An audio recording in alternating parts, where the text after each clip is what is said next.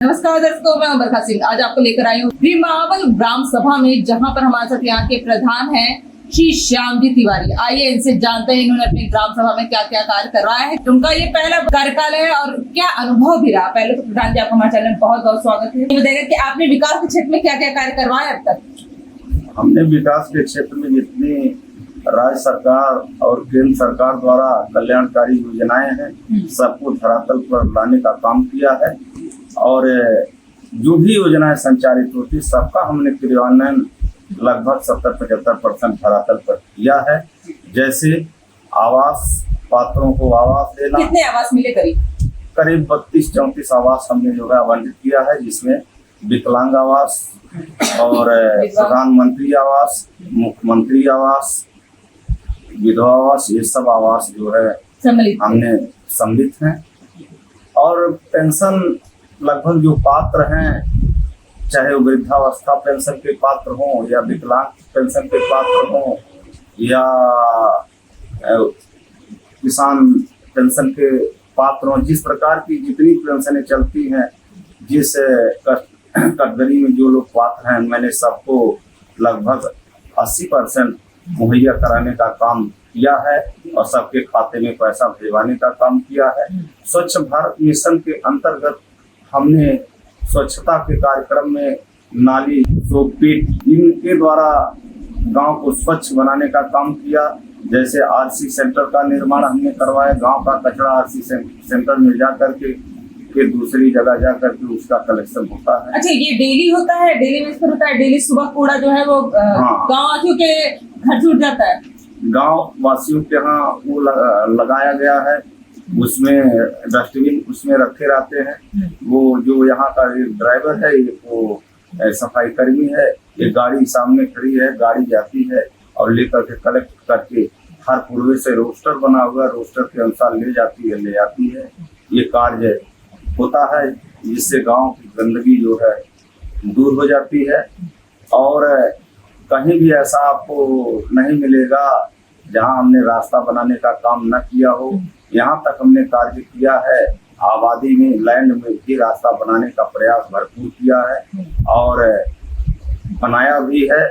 अब कभी भी पूर्व कार्यकालों में इंटरलॉकिंग वगैरह देखने को नहीं मिलती थी, सीसी की फिर बात छोड़ दीजिए, लेकिन मेरे कार्यकाल में इंटरलॉकिंग, सीसी, खरंजा, जितनी योजनाएं चलती हैं, चाहे वो जिला पंचायत मद से हो, चाहे क्षेत्र पंचायत मद से हो, चाहे ग्राम सभा, ग्राम पंचायत निधि से हो, चाहे विधायक निधि से हो, सभी निधियों से मेरे गांव में विकास करवाने का कार्य मैंने किया है।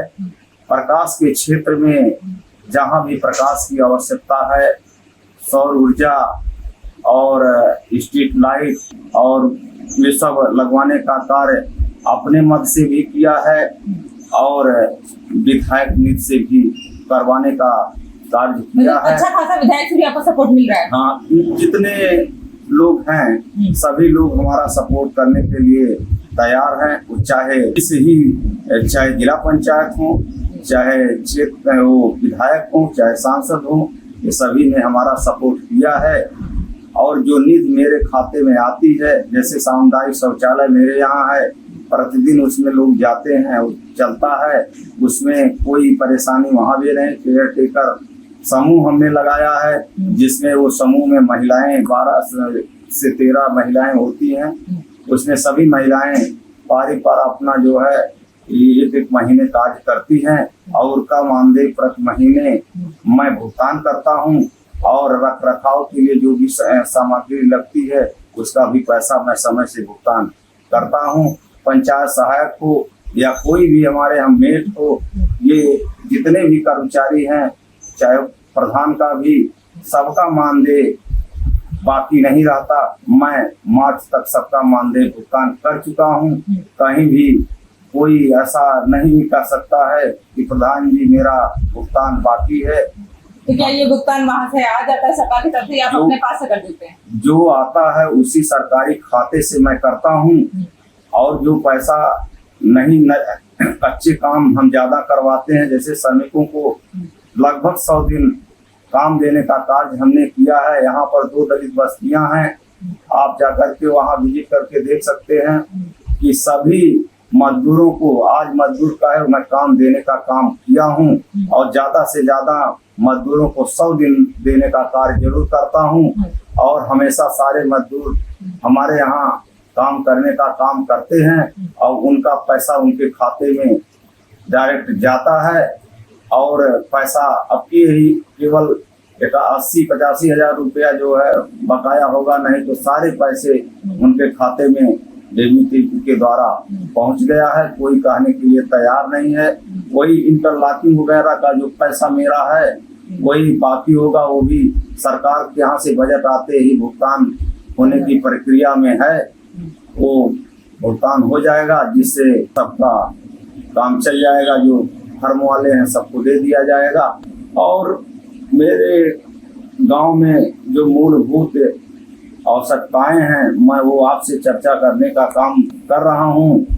कि जैसे आया अभी मॉडल गांव बनाने की बात आई, मैं आपसे निवेदन करना चाहता हूं कि गांव की आबादी के अनुसार इसका परिसीमन कराया जाए। यानी जो है यहाँ पर किस जात के लोग निवास करते हैं, उस हिसाब से जो है सीटों का वो हो तो अच्छी बात है। नहीं तो पुरानी जनगणना के अनुसार जो चीजें हैं वो बिल्कुल विपरीत हैं, जिससे सीटें कभी सही ढंग से नहीं बन पाएंगी। अच्छा, चुनाव की तैयारी आपकी कैसे चल रही है? चुनाव की तैयारी जनता के ऊपर है। अगर हमने जनता के बीच में कार्य किया है, जनता उसको जानती है, वो खुद हमको बनाने का कार्य करेगी। और जहाँ तक मुझको कहने की आवश्यकता नहीं है, अगर हमने धरातल पर काम किया है तो वोट मांगने की भी आवश्यकता नहीं है।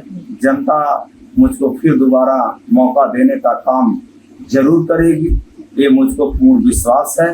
इसमें कोई और कसर नहीं है। जनता चाहती है कि हम दोबारा जो है प्रधान हो और गांव का सर्वांगीण विकास हो। दोबारा अगर आप प्रधान बन के आते हैं तो सबसे पहले क्या कार्य करवाएंगे? जब दोबारा प्रधान होंगे तो सबसे पहले मैं जो चीजें मैं नहीं कर पाया हूँ, कार्य योजना में शामिल किया हूँ, उसे पहले करने का काम करूंगा। जैसे पशु आश्रय अब की बार मैं नहीं दिया, तो मैं बकरी सेट, पशु आश्रय, मुर्गी फार्म सेट, ये सब देने का कार्य, रोजगार भी, मतलब रोजगार सृजन का कार्य करूंगा, जिससे लोगों का जीविकोपार्जन चल सके। ये मेरा लक्ष्य है कि लोग, गांव के लोग बाहर पलायन न करते हुए गांव में ही रोजगार करके अपना भरण पोषण कर सके। बहुत धन्यवाद हमें समय देने के लिए। ये थे हमारे साथ प्रधान जी, जिन्होंने बहुत सारे कार्य करवाए हैं और वो जितनी भी योजनाएं थी वो सारी धरातल पे उतरी है। साथ ही उनका कहना है कि उन्होंने रास्तों पे बहुत ध्यान दिया है, साथ ही उन्होंने जितनी भी परेशानियां समस्या गाँव में थी सब पर ध्यान दिया है। और आने वाले समय में जो रोजगार का जो एक मुद्दा है, जो लोग, जिसके लिए लोग पलायन करके शहरों में जाते हैं, पर प्रधान जी का जो सोच है वो इतनी युवा सोच है। उनका कहना है कि वो चाहते हैं कि गांव में ही रोजगार एक तरीके से उत्पन्न हो, जिसके लिए वो चाहते हैं जैसे फार्म वगैरह हो गया, पशुपालन का करके भी बिजनेस अपना जो है स्टार्ट किया जा सकता है। उसी पर वो विशेष ध्यान देंगे। पर देखना तो इस बार जनता का जो फैसला होता है वो क्या होता है। ऐसे न्यूज के लिए बने रहिए न्यूज के साथ। मैं बरखा सिंह।